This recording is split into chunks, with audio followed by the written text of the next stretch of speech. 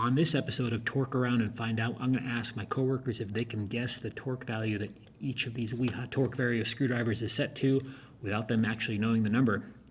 This is the Torqueterie Board. Let's find out.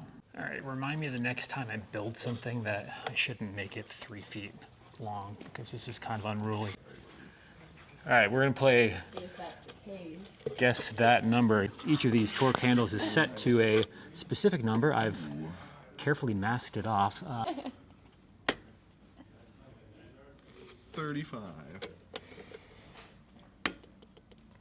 10.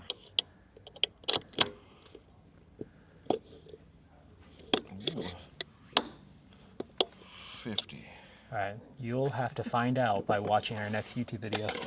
Probably wrong. All right. Thanks for playing. This is way too long of a prop to be walking around with, but here we go. Sorry, OSHA.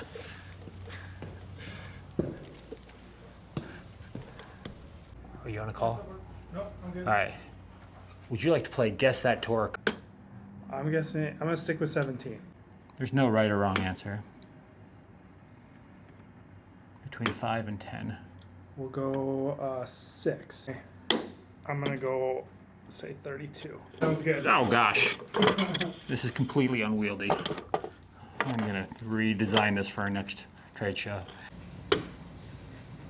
I'm gonna guess 9. This is between 10 and 50? Yeah. Oh. Man, I don't think I tightened things enough. I would have stopped before that. I don't know, that's probably 40 then.